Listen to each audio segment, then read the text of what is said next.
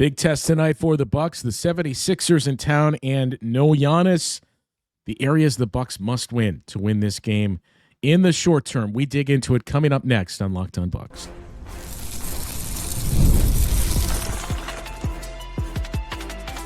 You are Locked On Bucks, your daily Milwaukee Bucks podcast, part of the Locked On Podcast Network, your team every day. Welcome into Locked On Bucks. My name is Justin Garcia, joined as always by Camille Davis. We thank you for making this your first listen of the day, each and every day. And to everyone as well for helping make the Locked On Podcast Network the #1 sports podcast network in the industry. Today's episode of Locked On Bucks is brought to you by FanDuel. Right now, new customers can bet just $5. And if that bet wins, you'll get $300 in bonus bets to use across the app. Head to FanDuel.com to get started. So we got Philadelphia in town tonight, and we learned the news. Oh, God, time blends together now, Camille. What, Tuesday afternoon? That conservatively 1 to 2 weeks, the timeline for Giannis, I would assume it's going to be 2. Yeah. Maybe even bleeding into a third week. So I know I had outlined in this schedule that the Bucks had to close out the month of November. Hey, if you can go 5-3, which is basically the pace that they had been playing at, if you can go 5-3 in those final 8 games, I think you're in a pretty good spot and would be 13-8 going into December. You've now gone 0-2 in those games that was first brought up, and I think, let's see, 2, 4, 6. Yeah, so 0-2, meaning you got to go 5-1 in these final 6 games to hit that. Obviously, we're going to readjust with no Giannis, but if we use this 2-week timeline here, I would think the earliest we see Giannis back would be December 3rd when you're at home against the Pistons. So between now and then, you have 7 games with a game December 1st against the Wizards. Mm-hmm. What do you see for record in those 7 games? Well, when you look at who they have Philly tonight, as mentioned. They have Detroit on Saturday and then Portland on Monday before they hit the road to play Miami on Wednesday. And by the way, Portland's pretty banged up right now. Like Drew Holiday started to miss some time. Jeremy Grant has been in and out. I don't know if Drew Holiday's going to play. It sounds like with what he's on Monday, that is, against the Bucks, it's a little more serious than they initially thought. So you may be catching them at a decent time right now. Which the Bucks need any breaks that they can get right now with the injuries that they're facing.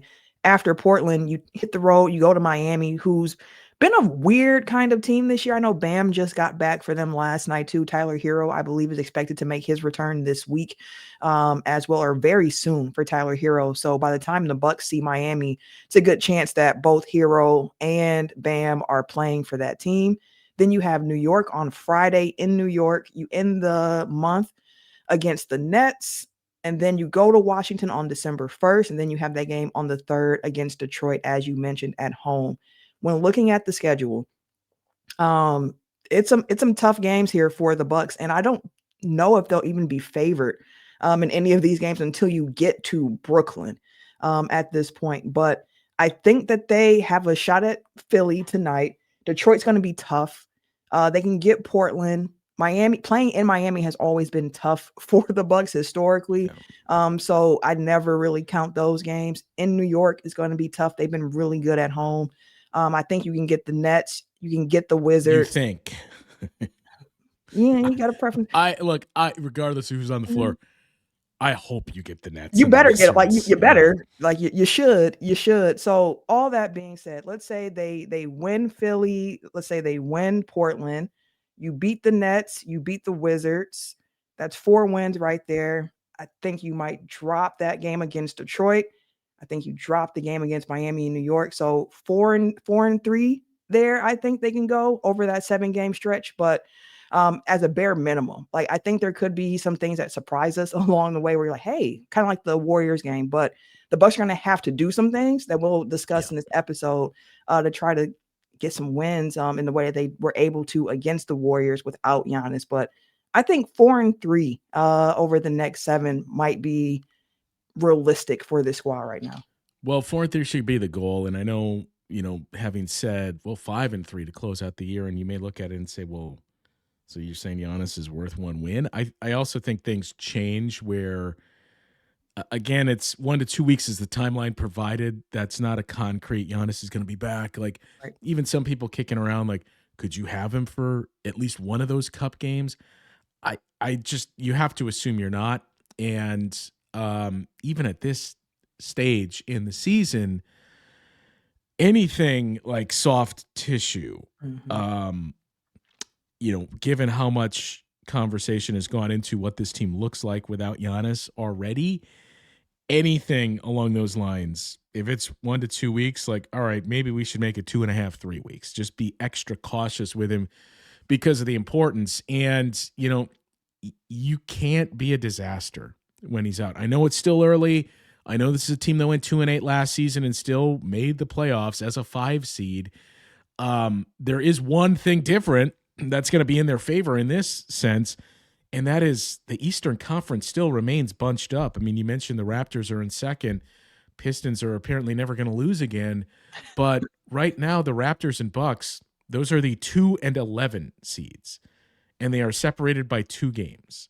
So it's there. Nobody other than the Pistons is running away from the pack right now. So you're going to have to steal some wins here. And if you can do that, I think you put yourself in an excellent spot to kind of weather the storm while the best player in the conference is out, and then see where you're at. Like, you go 4-3, that should put you in that mix of like, all right, the Bucks are right around where Atlanta and Miami and even Cleveland is. Like, that's one of the, oh, by the way, that's the double whammy of that loss to the Cavs. You lose Giannis.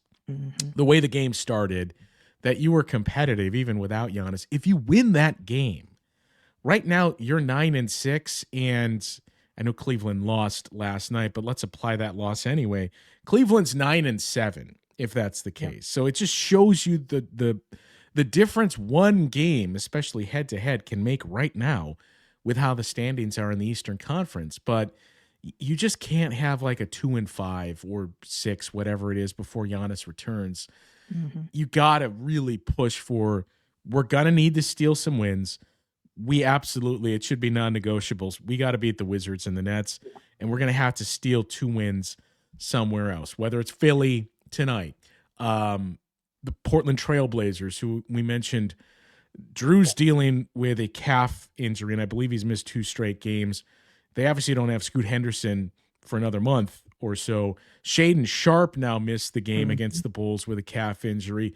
Matisse Thybulle is going to be out for, I believe, another couple of weeks. Blake Wesley, they started to find something from him off the bench.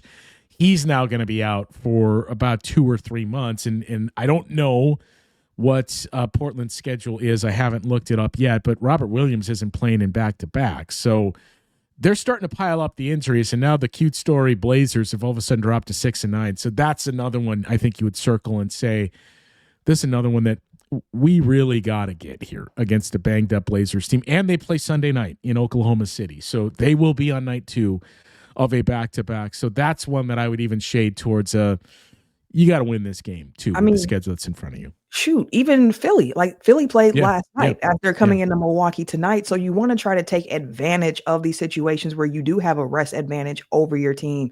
And I know we're going to talk more about Philly in the next coming segments, but start tonight. Like, the Bucks were able to have an opportunity to practice yesterday, which, as we have said before, in the NBA season, there's not really much practice time once the games get going. So the Bucks having 2 days off was a blessing because they were tired. They have played a lot of games in a short period of time. So having 2 days off is really helpful, especially when you have to also try to start formulating the team offense and defensive principles without Giannis, and figuring out what that's going to look like for your squad.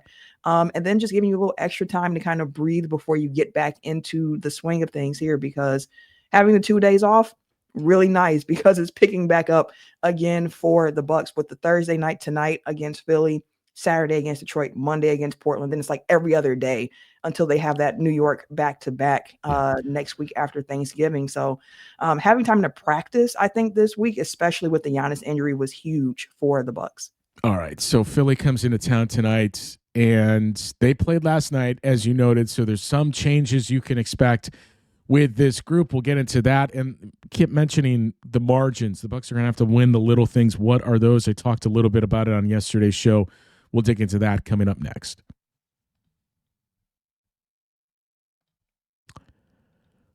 Well, this holiday season is almost here. It's right around the corner, and that means it's time to get your home ready. Whether you need more seating for guests, cozy new linens, a fun serveware for holiday hosting next week already. Wayfair's Black Friday sale is here to help you make your space shine.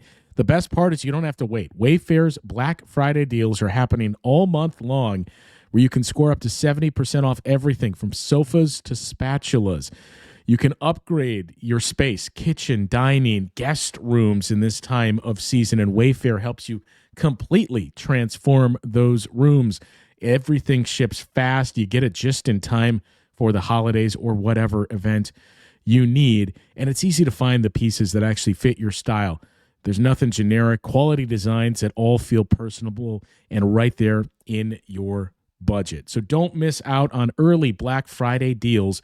Head to wayfair.com now to shop Wayfair's Black Friday sale for up to 70% off. That is wayfair.com. Sale ends December 7th. So with it being night 2 of a back-to-back for Philly tonight, we did not see Paul George play in the game yesterday against the Raptors, so he's going to play, I would assume, tonight against the Bucks. Joel Embiid has missed the last couple games.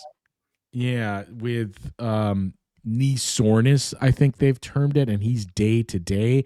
I don't believe, as we record this early in the morning on Thursday, that the Sixers have submitted their injury reports yet. You have until late morning, early afternoon to do so. But Joel Embiid's going to be the interesting one to see. Is he back and going to be able to play in this one? I would assume Paul George is going to. And for the Bucks, nothing's changed. Giannis is out. Kevin Porter Jr. is out. And Taurean Prince is out.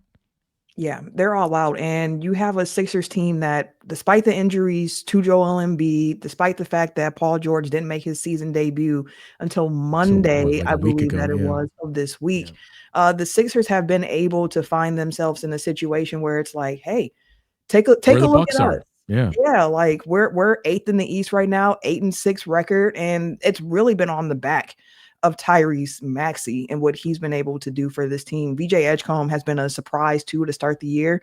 And looking at that backcourt, I was like, can Maxey and VJ like on their own kind of carry the Sixers if need be, despite injuries to Embiid and to Paul George? And Maxey is somebody who has really stepped up to the plate, and Nick Nurse is putting a lot on his plate. He's leading the league in minutes right now. He's playing 40.3 minutes a game, Tyrese Maxey is. VJ Edgecombe, 37.3 minutes per game. Like Nick Nurse has said, I'm just putting a lot on these two because we need it with the injuries that this team has had. Kelly Oubre has been out the last couple of games for them as well. Adem Bona has been hurt for him, who's a big. So you've been seeing a lot more Draymond Green for this team, especially with the Embiid injury. So like, this is a team where historically we've thought Andre Drummond. Draymond Green. Oh, my bad. Andre Drummond. Yes, for sure. But it's a team that has really been Tyrese Maxey's team this season. And honestly, I think that's going to be the direction that they choose to go in after this as well. Yeah. Yeah. I mean, VJ Edgecombe it's still very early and he hasn't even played 15 games yet, but he's come back to earth a little bit since that first week. And certainly the opening performance that he had as well, that 34-point outburst against the Celtics. But, he's been a nice, not even a surprise for where he was drafted, but I think his offense and his efficiency offensively has been the surprise. Like it's not great, 41% shooting and 36% on threes, but that's better than what I think a lot of people projected him to have, and certainly the size and defensive ability changes things. I was going to say, I don't know if it's even Tyrese Maxey like taking his game up a level as much as it's just like we saw this for the last year and a half or so. Whenever they needed him, Tyrese Maxey was kind of slowly prying the team away from Joel Embiid. But I did not realize I knew I knew everything was up for him this year. I didn't realize he's basically a 32 point per game scorer until the other day when I saw that. So like, yeah, he's taken that up a notch as well. And it just makes things, I don't think it's a perfect comparison. Like when we talk about this Bucks group and saying, well, Giannis and then what? And all the concern there was coming into this season of like, well, how do you round out this team and how do you plan for the future? And then we've seen, okay, well, AJ Green is just going to continue to be a near 50% 3-point shooter. Ryan Rollins has really ascended. What you've seen in the minutes where Kevin Porter Jr. has been on the floor with this group, and granted this season that's only 9 minutes, but you're slowly starting to find some of these things and think, I see a path out of this, and I see a path to supplement this. For Philly, I mean, kick that thing into overdrive where there was all the, well, this is it, and Joel Embiid's never going to be the same guy. You got to tear it down and just start trading pieces and rebuild. And now if you're going to have VJ Edge complain like this, if you're going to have Tyrese Maxey as that high-volume guy, it puts you in a much different spot where you can say, all right, we can look to move on in life after Joel Embiid and even Paul George, which is crazy to say that it's only been, probably 70 games total, not even that Paul George has played as a Sixer. But that would be supplemental pieces now and not just we got to tear it down and rebuild because of what their young backcourt has done. And we didn't even mention Jared McCain, who, he's also coming back from injury. But with the way that Edgecombe and Maxey are playing, like Jared McCain, did he all of a sudden get Wally pipped? And now it's like, we should probably look at turning you into something else too. No, I think for McCain, it's actually more of just the injury and him trying to come back for that. Like when he did return to the court for the Sixers this year, he had like the brace on his knee and he made mention himself of like, it's kind of difficult for me to play with this brace on my knee. Like I kind of just don't feel like myself. So you've been seeing him get reps with the G League team over there in Philly and things of that sort and just trying to get him back together. I believe he actually scored like his first regular season bucket last night in that game because I saw him celebrating after he made the bucket of kind of like finally, like it is time. But because of Edgecombe, I feel like they have a little bit more leeway to kind of like really bring McCain back slowly because of what they've been able to get from him and Grimes as well from their guard rotation. But he is somebody who last year was really flashing for him. So if they can figure out a way to kind of get him back healthy and confident in his game and keep growing there, like the building blocks of what the future of the Sixers could look like feels like it's starting to bubble up a little bit. But one thing about Philly that I'll say too, as we dive into some of the numbers what kind of team they are, third quarters have been really, really bad for Philly so far this season, but they are a team that does not quit. And they won on Monday. It was their fifth game that they won by 5 or less points, which was the most in the NBA at that point earlier this week. So Philly is a team where it's like they can be down by a lot, but they are not going to stop coming at you. And on top of that, this new NBA where it used to be like a 20-point lead felt safe. And if you were up by 20, you passing the controller. At this point, it feels like 30 is the new 20 in the NBA of like, you got to really, really be up before you're like, okay, we can kind of put the bench in. We can relax because of the three-pointer and just the pace of the game. So Philly is one of those teams where even if the Bucks are up tonight, you cannot rest against them. Yeah, and there's some similarities in the way that both teams play, certainly where you look at where they currently sit against the field here in offensive efficiency. The Bucks are 15th. But again, you got a logjam of teams around there. Still 15th is you've missed Giannis for 2.5 games. 15th is not good enough for where this team needs to be. Philly right now is 8th with a 117.6 offensive efficiency. Defense is, again, we said offense is not good enough. Right now, the Bucks are 21st in defensive efficiency. Philly's 19th, though. So we've seen the Bucks slide to a negative net rating. Philly is just barely positive, and that's kind of the silver lining of the short term. Take the Pistons out, and a lot of the teams that the Bucks have in the first half of this schedule, the games we assume they're going to play without Giannis, are not great defensive teams, and a chance to kind of boost things for you there. And even in the middle of the pack offensively, even Miami, for all the talk of like, look at what Miami is doing with this new pace, they've slid to the middle of the pack in offensive efficiency, right in front of the Bucks. Pistons, I believe, are just outside of the top 10, but that defense is the story there. So, and Portland has an even worse defense than the Bucks. Like all the talk of how Portland started the season, and what we thought when you look at the perimeter too, like Drew Holiday looks rejuvenated and good, and Timoni Kamara and all the other pieces that they have, all of a sudden that defense is just under 117 efficiency and 22nd in the league. So that's why we say, like, tonight against Philly, Monday against Portland, you got to circle that too with the injuries and the way that Portland, by the numbers, has trended. And then in the short term, like, I'm not saying you assume you're going to lose to the Pistons. You know it's going to be very tough with the way that they're rolling on the defensive end and does not have Giannis.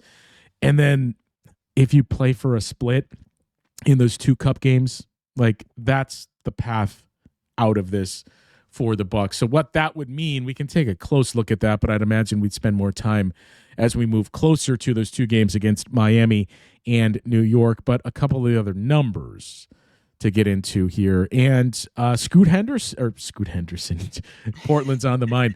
Scoot, Kevin Porter Jr., met with the media for the first time since his surgery and his injury. Had some interesting things to say, so we'll dig into that conversation coming up next.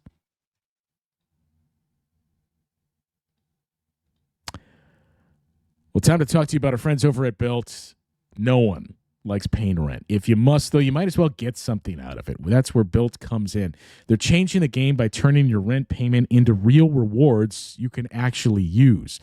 When you pay rent through Built, you earn flexible points that can be redeemed towards hundreds of hotels and airlines, future rent payments, your next Lyft ride, and so much more.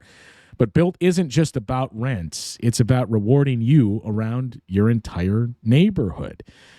If you're already paying that rent every month, you might as well put it towards something where you can earn points on something we all already have to pay. You can use those points on many things through your neighborhood. You can continue to earn those points as well. Grabbing food at your local restaurant, heading to the gym, you earn rewards on all of those. As Built makes everyday life feel more rewarding, from your neighborhood to your travel plans. So turn your rent into rewards and start earning points around your neighborhood by going to joinbuilt.com/lockedonnba. That's joinbuilt, BILT.com/lockedonnba. Make sure you use that link so they know we sent you. And the NBA is back. There's no better place to get in on the action than FanDuel, the official sports betting partner of the NBA. Even if you missed the start of the game or you want to ride the hot hand, FanDuel has live bets on everything from who will score next to fourth quarter comebacks. Plus, you can even combine your live bets into a same-game parlay for a shot at a bigger payout. It keeps every game exciting, especially when your team's making that late push. Right now, FanDuel is giving new customers $300 in bonus bets when your first $5 bet wins. So head to FanDuel.com to sign up and play your game with FanDuel, the official sports betting partner of the NBA.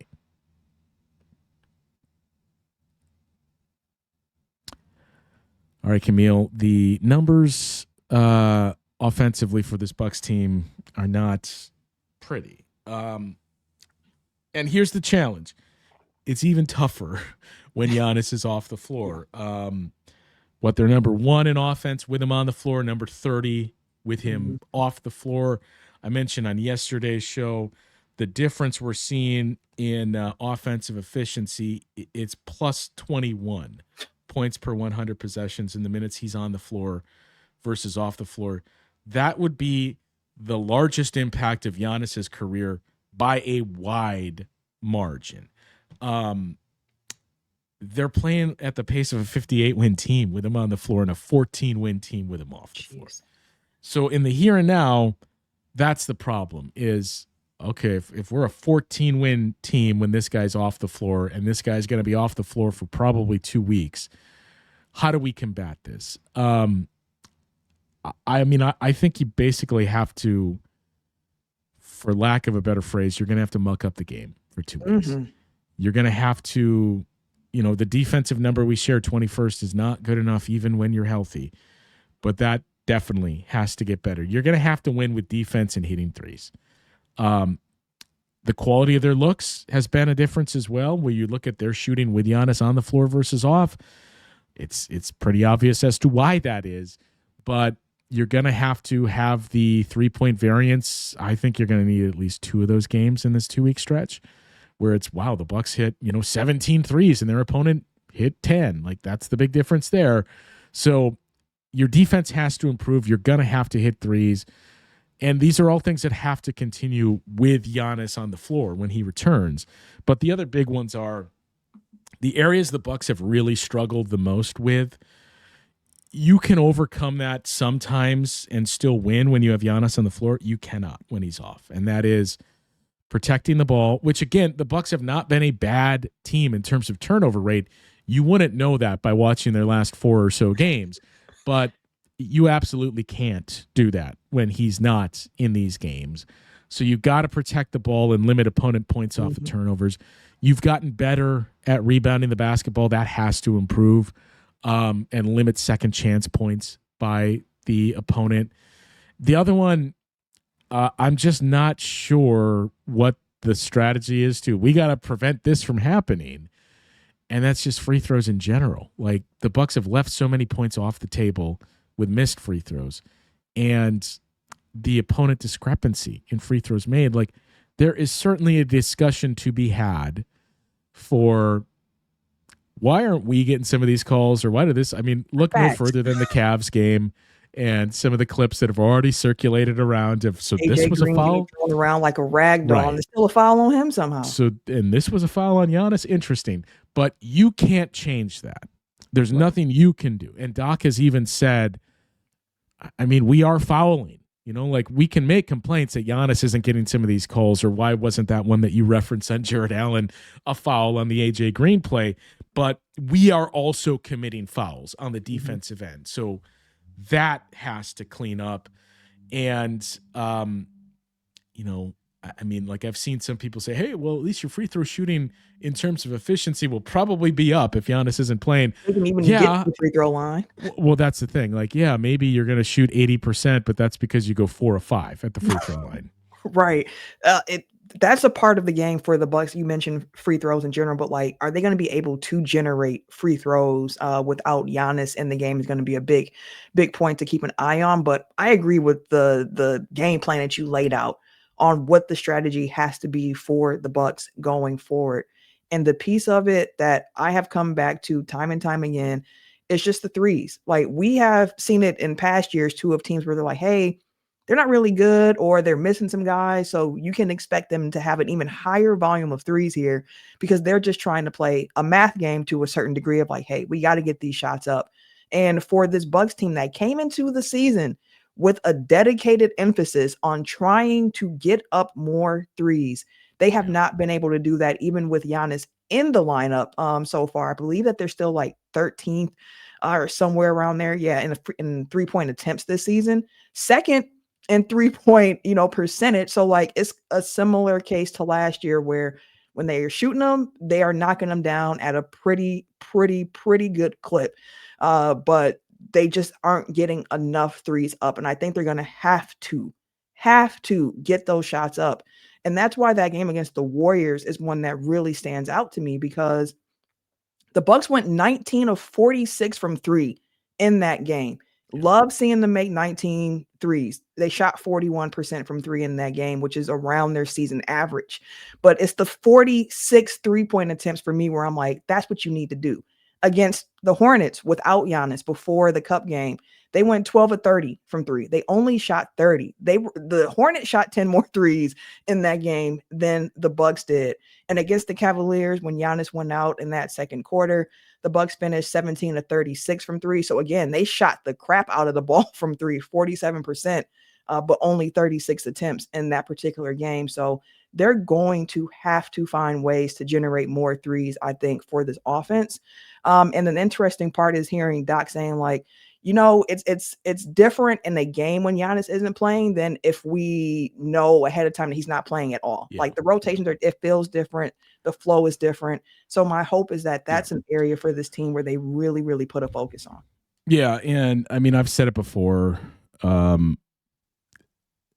I have a lot of faith in Doc Rivers in these moments. We've seen routinely that his teams have kind of excelled in these spots where the chips are down and you're you can make whatever joke you want about 3-1 in the playoffs, but when it's been the inverse, that's where Doc Rivers has had a lot of success. So I am optimistic about how this team is going to weather this, what we hope to be short-term storm with no Giannis. But yeah, I agree that it changes things when you are able to game plan in advance, not just for that game and that opponent, but like for 2 weeks. And we know this team plays like this. We're going to look to do the same here versus, Giannis went down 21 minutes into the game and we don't know if he's going to be back. So that'll change things for this group as well. The unfortunate part, one of the unfortunate parts, is this occurs at a time where you don't have Kevin Porter Jr. And, I think we talked about this in the offseason, but like, who would have thought last, February 9th, 8th, whenever that was, like, even if I gave you like 2 weeks into the Kevin Porter Jr. experience, who would have thought we'd be sitting here having this discussion? Like, what sucks even more? KPJ isn't able to help alleviate some of that, but that's how he played down the stretch. And that's how he looked for those 9 minutes that he was on the court with the starters to open up the season here. But, especially now when we talked about how you're going to get those threes, you need somebody to create those shots for you. Mm-hmm. Shot creation is going to be an issue for this team and shot making. And, you could make a case Kevin Porter Jr. and Giannis are your top two guys in that. I would definitely say that they're 1 and 2. It's just that wow. KPJ, so Camille with more Ryan Rollins slander. First, I love Ryan Rollins too much. Now, no, I'm joking, but I would say they're probably 1 and 2. But the Rollins piece of it, I think, is important. And Doc mentioned that this period of time for the next 2 weeks, I don't know how it's going to look exactly, but we're going to find something that's going to be beneficial for us later on.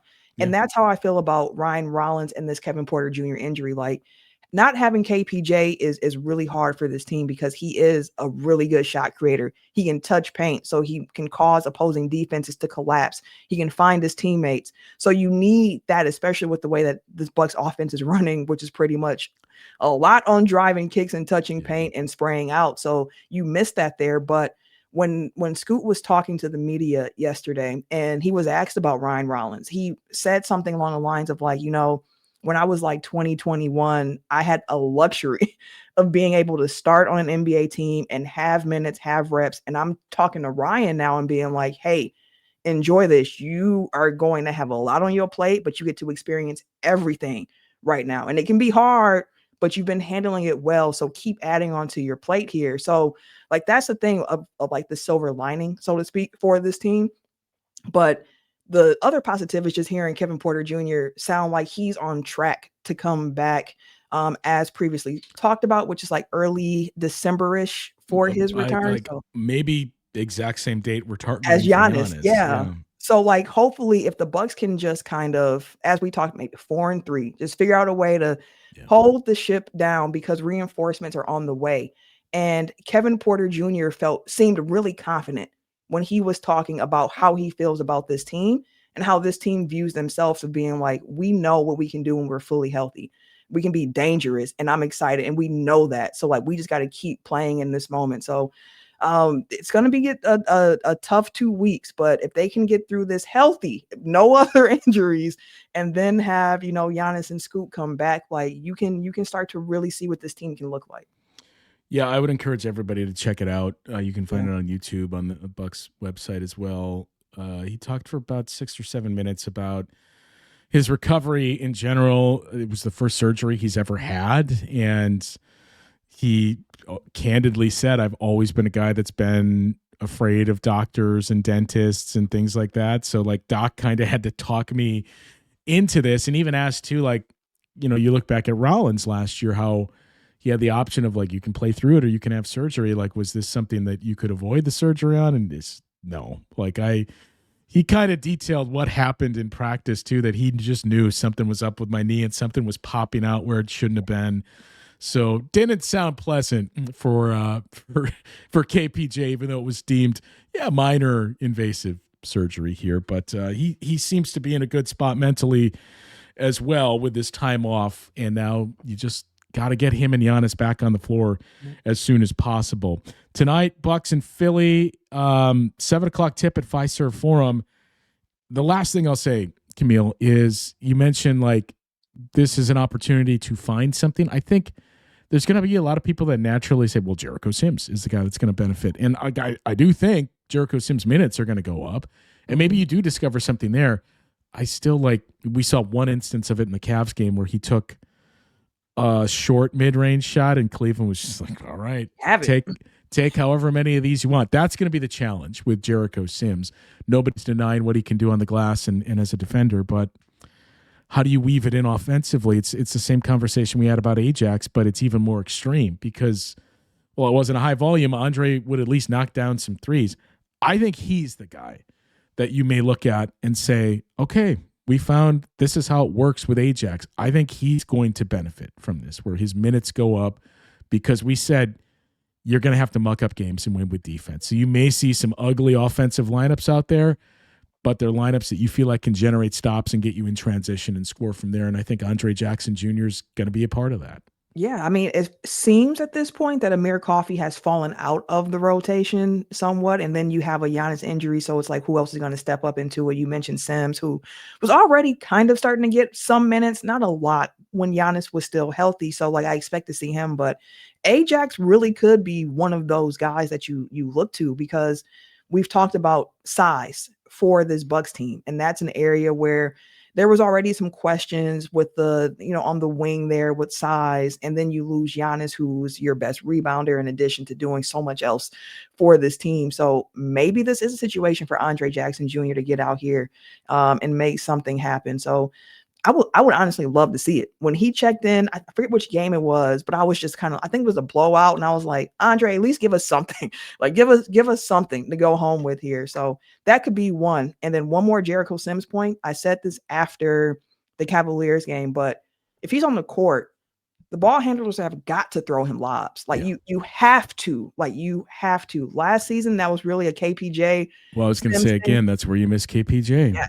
So like Rollins, Kuz, Cole Anthony, the ball handlers have got to figure out the timing with Sims on those lives, because they be there. They just got to throw them up to him.